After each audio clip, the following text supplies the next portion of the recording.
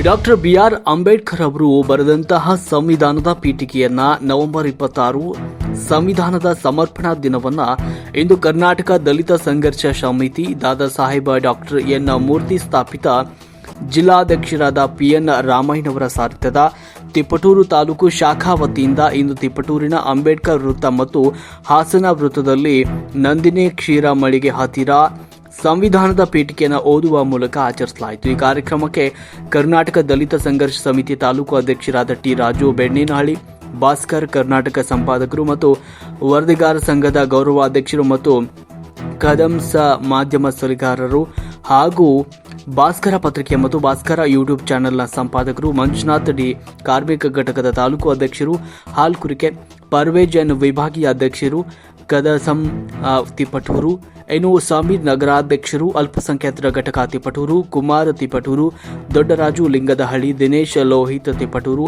ರವಿ ಮುಂತಾದವರು ಆಗಮಿಸಿ ಕಾರ್ಯಕ್ರಮವನ್ನು ಯಶಸ್ವಿಗೊಳಿಸಿದರು. ವರದಿ ರಾಜು ತಿಪಟೂರು.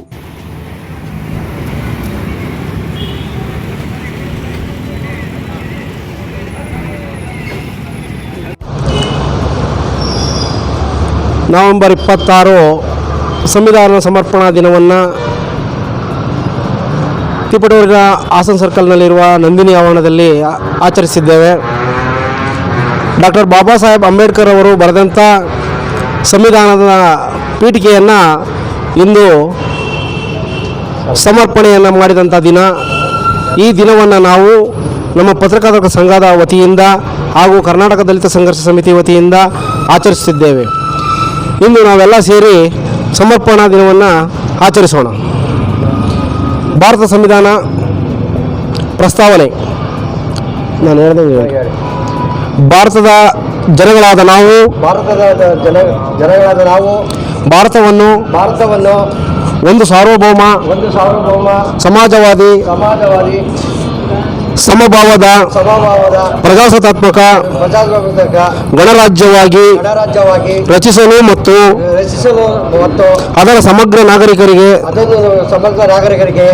ಸಾಮಾಜಿಕ ಆರ್ಥಿಕ ಮತ್ತು ರಾಜಕೀಯ ನ್ಯಾಯ, ವಿಚಾರ, ಅಭಿವ್ಯಕ್ತಿ, ವಿಶ್ವಾಸ, ಧರ್ಮಶ್ರದ್ಧೆ ಮತ್ತು ಉಪಾಸನಾ ಸ್ವಾತಂತ್ರ್ಯ, ಸ್ಥಾನಮಾನ ಹಾಗೂ ಅವಕಾಶ ಸಮಾನತೆ ದೊರೆಯುವಂತೆ ಮಾಡಲು ಮತ್ತು ವ್ಯಕ್ತಿ ಗೌರವವನ್ನು, ರಾಷ್ಟ್ರದ ಏಕತೆಯನ್ನು ಹಾಗೂ ಅಖಂಡತೆಯನ್ನು ಸುನಿಶ್ಚಿತಗೊಳಿಸಿ ಅವರಲ್ಲಿ ಭಾತೃತ್ವ ಭಾವನೆಯನ್ನು ವೃದ್ಧಿಗೊಳಿಸಲು ಶ್ರದ್ಧಾಪೂರ್ವಕ ಸಂಕಲ್ಪ ಮಾಡಿದವರಾಗಿ ನಮ್ಮ ಸಂವಿಧಾನ ಸಭೆಯಲ್ಲಿ 1949ನೇ ಇಸವಿ